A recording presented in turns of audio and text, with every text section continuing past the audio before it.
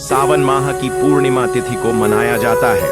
यह त्योहार भाई बहन के अटूट प्यार का प्रतीक है। इस दिन बहन अपने भाई की कलाई में रक्षा सूत्र यानी राखी बांधती है और उसकी लंबी उम्र और उसके अच्छे स्वास्थ्य की कामना करती है और भाई ने सदा अपनी बहन की रक्षा करने का वचन देते हैं। दोस्तों, आपको बता दें कि शास्त्रों में भद्राकाल में राखी का त्योहार मनाना अशुभ बताया गया है, इसलिए भूल कर भी भद्राकाल में आप अपने भाई को राखी बांध लें। इसके पीछे एक पौराणिक कथा भी है। ऐसा कहा जाता है कि लंकापति रावण ने अपनी बहन से भद्राकाल में ही राखी बंधवाई थी और 1 वर्ष के अंदर उनका विनाश हो गया था। इसके अलावा मद्रास शनिदेव की बहन है और उन्हें ब्रह्मा जी ने श्राप दिया है कि जो भी भद्रा के समय शुभ या मांगलिक कार्य करेगा उसका परिणाम हमेशा ही अशोका या इसलिए आप गलती से भी अदरक इस समय रक्षाबंधन का त्योहार मनाएं। दोस्तों, रक्षाबंधन के दिन बहनें अपने भाइयों की कलाई पर राखी बांधती हैं और उनकी लंबी उम्र की कामना करती हैं। इसलिए इस दिन भाई बहनों को स्नान आदि करके हो सके तो नए वस्त्र पहनने चाहिए और इसके बाद मिलकर भगवान की पूजा करनी चाहिए। पूजा से पहले आप पूजा की थाल अवश्य लगा लें और उसमें रोली, चंदन, अक्षर, राखी और मिठाई आदि रख लें। एक घी का दीपक भी रख लें जिससे आप भाई की आरती करेंगी। अब आप इस पूजा की थाली को सबसे पहले भगवान को समर्पित करें। इसके बाद आप अपने भाई को पूर्व या उत्तर की ओर मुख कर बैठें और बहन प्रमुख पश्चिम की ओर होना चाहिए। इसके बाद आप सबसे पहले भाई को अपने तिलक करें, उन्हें रोली, चंदन और अक्षत लगाएं, उनके ऊपर थोड़े से फूल छिड़कें। इसके बाद आरती करें। अब भाई के दाहिने हाथ की कलाई में राखी बांध लें और इसके बाद जो भाई का मुंह मीठा कराकर भाई के लिए मंगल कामना करें और राखी बांधने के बाद भाई भी अपनी बहन को रक्षा का वचन दें और साथ ही कुछ उपहार भेंट करें। चलिए अब जान लेते हैं कि 2025 में रक्षाबंधन कितनी तारीख को मनाया जाएगा, कौन सा इसका शुभ मुहूर्त रहने वाला है। रक्षाबंधन 2025 की तारीख और समय हिंदू पंचांग के अनुसार रक्षाबंधन 2025 में 9 अगस्त शनिवार को मनाया जाएगा। पूर्णिमा तिथि 8 अगस्त 2025 को दोपहर 2:12 से शुरू होगी और 9 अगस्त को दोपहर 1:24 पर समाप्त होगी। राखी बांधने का शुभ मुहूर्त। अब आइए जानते हैं कि राखी बांधने का शुभ मुहूर्त क्या है। रक्षाबंधन के दिन यानी 9 अगस्त 2025 दिन शनिवार को राखी बांधने का शुभ मुहूर्त सुबह 5:47 से शुरू होकर दोपहर 1:24 तक रहेगा। भद्राकाल का प्रभाव। हिंदू मान्यताओं में भद्राकाल में शुभ कार्य करना वर्जित माना जाता है और राखी बांधना भी इस दौरान अशुभ होता है। अच्छी बात यह है कि 2025 में रक्षाबंधन पर भद्रा का साया ना के बराबर रहेगा। भद्राकाल 9 अगस्त को सूर्योदय से पहले ही समाप्त हो जाएगा, जिसका मतलब है कि बहनें बिना किसी चिंता के पूरे दिन राखी बांध सकती हैं। कई लोगों के मन में भद्राकाल को लेकर कई सवाल रहते हैं, इसलिए आइए भद्राकाल के समय के बारे में जानते हैं। रक्षाबंधन 2025 के दौरान भद्राकाल पूर्णिमा तिथि के साथ शुरू होगा, यानी 08 अगस्त 2025 को दोपहर 12 बजे से। यह समय रक्षाबंधन से एक दिन पहले है। भद्राकाल की समाप्ति 08 अगस्त 2025 को मध्य रात्रि 01:52 बजे होगी। इसका मतलब है कि रक्षाबंधन के दिन भद्रा सूर्योदय से पहले खत्म हो जाएगा और पूरा दिन दोपहर 1:24 तक बहनें बिना चिंता के राखी बांध सकती हैं। शुभ योग और उनका महत्व। इस साल रक्षाबंधन पर कई शुभ योग बन रहे हैं जो इस पर्व को और भी खास बनाते हैं। सौभाग्य योग, शोभन योग और सर्वार्थ सिद्ध योग इस दिन मौजूद होंगे। ज्योतिष शास्त्र के अनुसार इन योगों में किए गए कार्य शुभ फलदायी होते हैं और जीवन में सुख समृद्धि लाते हैं। ब्रह्म मुहूर्त सुबह 4:22 से 5:04 तक और अभिजीत मुहूर्त दोपहर 12:17 से 12:35 तक रहेगा। राखी बांधने की विधि। रक्षाबंधन के दिन बहनें स्नान कर एक थाली में राखी, रोली, चावल, मिठाई और दिया सजाती हैं। भाई के मस्तक पर तिलक लगाकर उनकी आरती उतारती हैं और राखी बांधती हैं। इस दौरान बहनों को ये मंत्र पढ़ना चाहिए। ये मंत्र पढ़ने से भाई बहन दोनों को सौभाग्य की प्राप्ति होती है और सुखमय जीवन व्यतीत करते हैं। येन बद्धो बलि राजा दानवेंद्रो महाबलः तेन त्वाम्पि बध्नामि रक्षे मां चल। रक्षाबंधन का महत्व और परंपरा। रक्षाबंधन का त्योहार भाई बहन के रिश्ते को मजबूत करने का प्रतीक है। इस दिन बहनें भाई की कलाई पर राखी बांधती हैं और तिलक लगाकर उनकी लंबी उम्र की प्रार्थना करती हैं। भाई अपनी बहनों को उपहार देते हैं और उनकी रक्षा का वचन देते हैं। पौराणिक कथाओं के अनुसार जब द्रौपदी ने भगवान श्री कृष्ण की उंगली पर अपनी साड़ी का टुकड़ा बांधा था, तब श्री कृष्ण ने उनकी रक्षा का वचन दिया था। रक्षा बंधन न केवल रक्त संबंधी रिश्तों तक सीमित है, बल्कि यह दोस्ती और एकता का भी प्रतीक है। भक्तों, सभी जानकारी को बारी बारी से जानते हुए चलेंगे। आइए जानते हैं रक्षाबंधन पर मायके से 3 ऐसी चीजें जो नहीं लानी चाहिए। 1. झाड़ू, झाड़न या सफाई से जुड़ी वस्तु। रक्षाबंधन पर मायके से झाड़ू या झाड़न जैसी चीजें लाना अत्यंत अशुभ माना गया है। झाड़ू वास्तुशास्त्र में मां लक्ष्मी का प्रतीक मानी जाती है। यदि बहन मायके से ससुराल में झाड़ू लेकर आती है तो यह माना जाता है कि वह वहां की धन, समृद्धि और लक्ष्मी को ससुराल ले आई है। इससे मायके की समृद्धि घटती है और घर में दरिद्रता का वास होता है।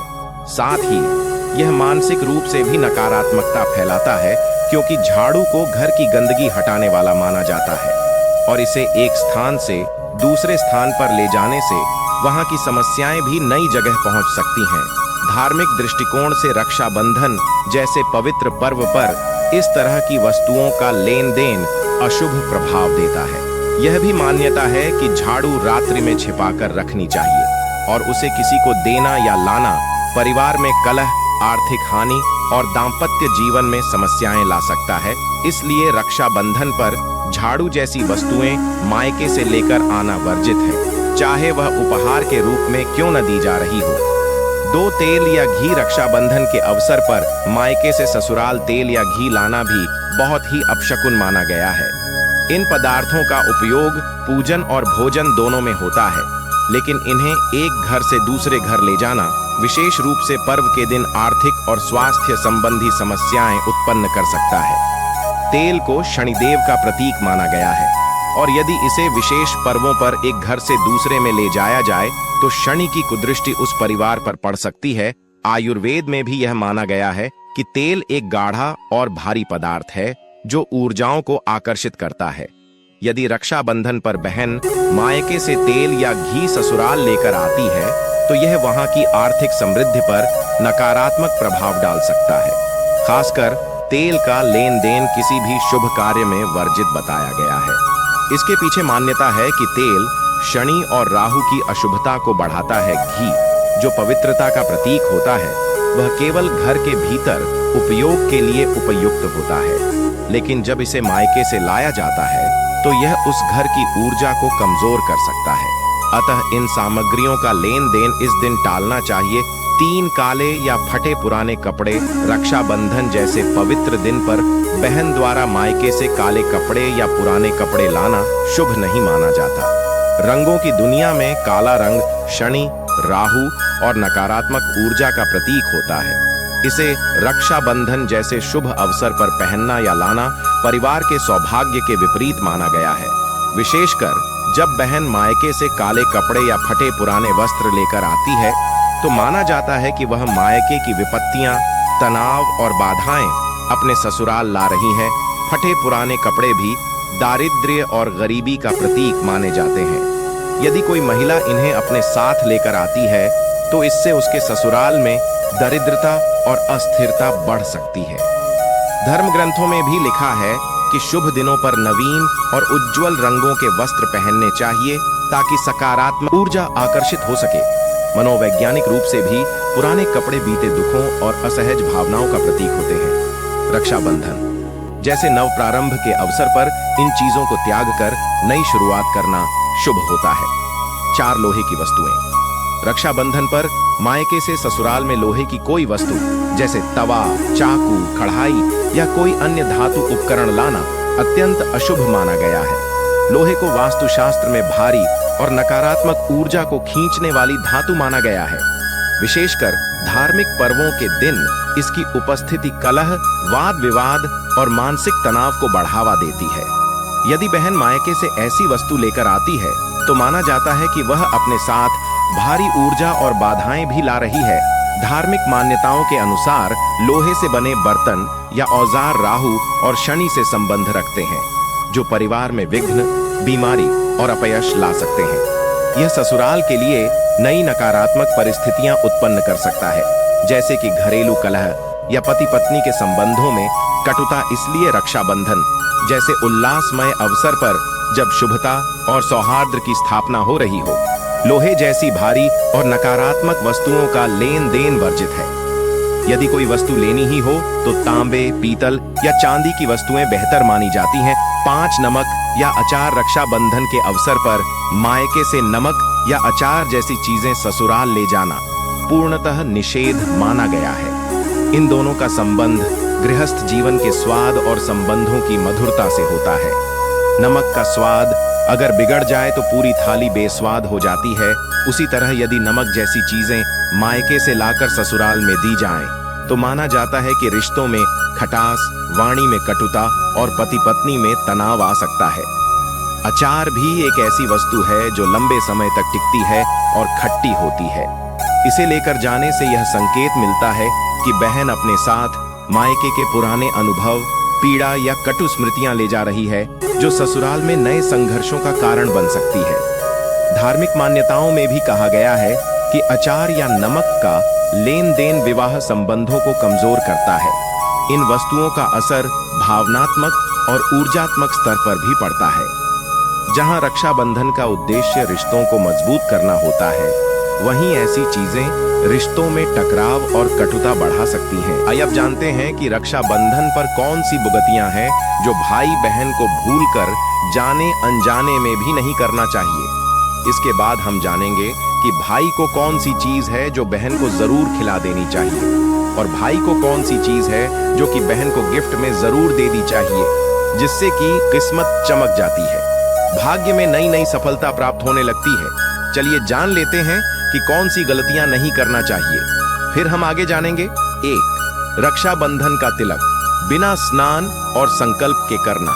रक्षाबंधन पर तिलक करना केवल रस्म नहीं, बल्कि एक आध्यात्मिक प्रक्रिया है, जिसमें भाई की रक्षा के लिए ईश्वर को साक्षी बनाकर प्रार्थना की जाती है।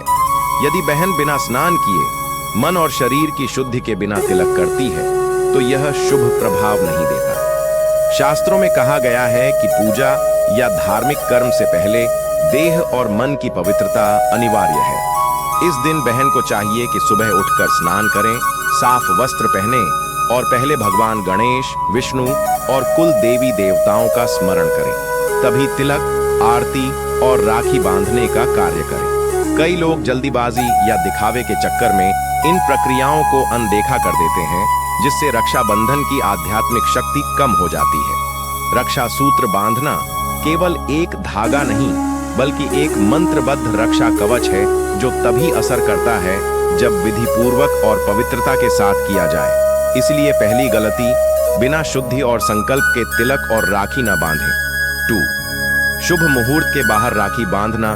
रक्षाबंधन का पर्व भले पूरे दिन का हो, लेकिन हर धार्मिक कार्य की तरह इसका भी एक निश्चित शुभ मुहूर्त होता है।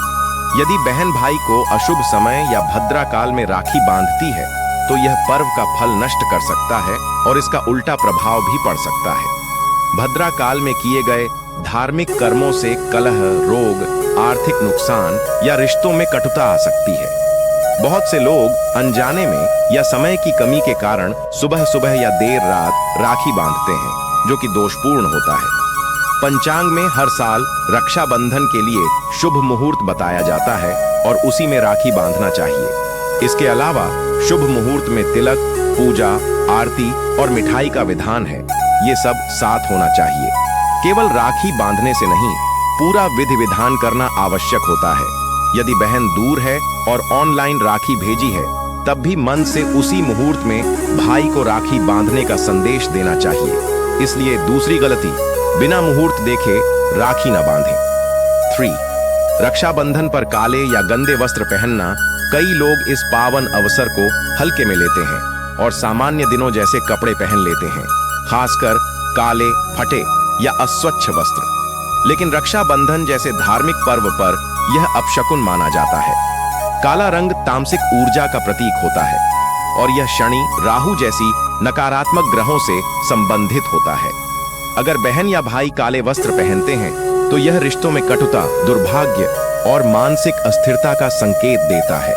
इस दिन उज्ज्वल, हल्के और धार्मिक रंगों के वस्त्र जैसे पीला, गुलाबी, सफेद या केसरिया पहनने चाहिए, जो शुभता और सौभाग्य को आकर्षित करते हैं। शास्त्रों में भी वर्णन है कि त्योहारों पर व्यक्ति का वस्त्र, भाषा और व्यवहार सात्विक होना चाहिए ताकि वातावरण में सकारात्मक ऊर्जा उत्पन्न हो। यदि बहन गंदे या बिना धुले वस्त्रों में राखी बांधती है तो वह उसकी ओर से दी जाने वाली मंगल कामनाओं को कमजोर कर सकता है। इसलिए तीसरी गलती, काले या अस्वच्छ वस्त्र पहनकर राखी न बांधें। 4. रक्षाबंधन पर नमक, अचार या तामसिक भोजन का सेवन। रक्षाबंधन जैसे शुभ दिन पर यदि बहन भाई को अचार, खट्टी चीजें या प्याज लहसुन वाला भोजन परोसे तो यह तामसिक भोजन माना जाता है, जो शरीर और मन दोनों में नकारात्मकता बढ़ाता है। विशेष रूप से अचार और नमक जैसे पदार्थ शास्त्रों में कटु रस के अंतर्गत आते हैं, जिनका अधिक उपयोग रिश्तों में कटुता, वाणी में कठोरता और मानसिक तनाव को जन्म देता है। इस दिन सात्विक भोजन का महत्व है, जैसे घी गुड़ के लड्डू, दूध की खीर, सूखे मेवे और फल। बहन को चाहिए कि वह भाई को अपने हाथों से मिठास से भरपूर व्यंजन खिलाए ताकि उनके रिश्ते में प्रेम, अपनापन और मिठास बनी रहे। अचार या तामसिक भोजन से शुभ ग्रहों की कृपा घटती है और पर्व का सकारात्मक प्रभाव कम हो जाता है। खासतौर पर अगर यह पहला रक्षाबंधन है तो और भी अधिक सावधानी रखनी चाहिए। इसलिए चौथी गलती, रक्षाबंधन पर तामसिक या कटु रस वाले पदार्थों का सेवन न। 5.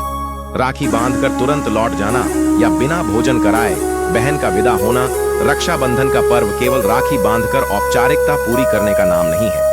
यह एक ऐसा पर्व है जहां बहन भाई के घर आती है, प्रेम पूर्वक तिलक, पूजा और राखी बांधती है, फिर उसे मिठाई खिलाती है, आरती उतारती है और भोजन कराती है। लेकिन आजकल की भाग दौड़ भरी जिंदगी में बहनें राखी बांधते ही जल्दी निकल जाती हैं या घर के लोगों की उपस्थिति के अभाव में केवल राखी बांधकर खाना भी नहीं खाती। यह रक्षाबंधन की आत्मा के विपरीत है। बहन को चाहिए कि वह भाई के घर कुछ समय व्यतीत करे, बातचीत करे, माता पिता से आशीर्वाद ले और प्रसन्न मन से भोजन करे। वहीं भाई को भी बहन का उचित सत्कार करना चाहिए, उपहार देना चाहिए और उसे श्रद्धा से विदा करना चाहिए। बिना प्रेम, अपनापन और आतिथ्य के केवल राखी बांधना पर्व की गहराई को खो देता है। इसलिए 5वीं गलती, बहन को बिना भोजन किए या जल्दी जल्दी में राखी बांधकर विदा नहीं होना चाहिए। रक्षाबंधन पर बहन को अपने भाई को जो चीज खिलानी चाहिए उसमें सिर्फ स्वाद ही नहीं बल्कि उसके पीछे छिपे हुए शुभ संकेत, धार्मिक महत्व और भावनात्मक गहराई भी जुड़ी होती है। इस पवित्र पर्व पर बहन को अपने भाई को जो 2 सबसे महत्वपूर्ण चीजें खिलानी चाहिए वे हैं घी और गुड़ से बने बेसन के लड्डू तथा चावल और दूध से बनी खीर। आइए अब इन दोनों प्रसाद रूपी वस्तुओं के पीछे के धार्मिक, स्वास्थ्य और मनोवैज्ञानिक महत्व को एक ही विस्तारपूर्ण पैराग्राफ में समझते हैं। सबसे पहले बात करें बेसन के लड्डुओं की, तो यह केवल एक मिठाई नहीं बल्कि शुभता और ऊर्जा का प्रतीक है। घी, जो अग्नि तत्व से संबंधित है, शरीर में ऊर्जा और तेज बढ़ाता है।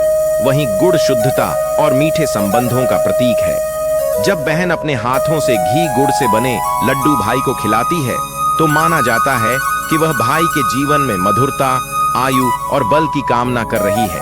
यह लड्डू न केवल स्वादिष्ट होता है बल्कि यह भाई के स्वास्थ्य, पाचन और प्रतिरक्षा तंत्र को भी मजबूत करता है। धार्मिक रूप से देखा जाए तो भगवान गणेश को बेसन के लड्डू अत्यंत प्रिय हैं और गणपति विघ्नहर्ता है। अतः यह संकेत देता है कि बहन भाई के जीवन से हर विघ्न को दूर करने की प्रार्थना कर रही है। दूसरी ओर रक्षाबंधन पर चावल और दूध से बनी खीर खिलाना भी अत्यंत पवित्र माना जाता है। खीर, विशेषकर जब वह तुलसी पत्र डालकर बनाई जाए, तो वह एक प्रकार का नैवेद्य बन जाती है जो भगवान विष्णु और लक्ष्मी दोनों को प्रिय है। चावल चंद्रमा का प्रतीक है जो मन को शांत करता है और दूध पवित्रता का। जब बहन भाई को खीर खिलाती है तो यह केवल मिठास का स्वाद नहीं होता बल्कि वह अपने भाई के जीवन में शांति, सौभाग्य और मानसिक स्थिरता का आशीर्वाद भी देती है। शास्त्रों में कहा गया है कि जिस घर में रक्षाबंधन पर बहन भाई को प्रेम पूर्वक खीर खिलाती है, वहां वर्ष भर लक्ष्मी का वास बना रहता है और भाई का स्वास्थ्य सुरक्षित रहता है। इसके अलावा यह परंपरा भावनात्मक रूप से भी भाई बहन के रिश्ते को मजबूत करती है, क्योंकि यह एक ऐसा क्षण होता है जब बहन अपने हाथों से बनाए भोजन को भाई के मुख में डालती है और उसकी लंबी उम्र की प्रार्थना करती है। इस तरह रक्षाबंधन पर घी गुड़ के लड्डू और दूध चावल की खीर न केवल स्वाद से भरपूर होते हैं, बल्कि ये दोनों वस्तुएं शुभता, ऊर्जा, रक्षा और सौभाग्य की शक्तिशाली प्रतीक भी बन जाती हैं, जो इस पर्व की आत्मा को और भी दिव्यता से भर देती है।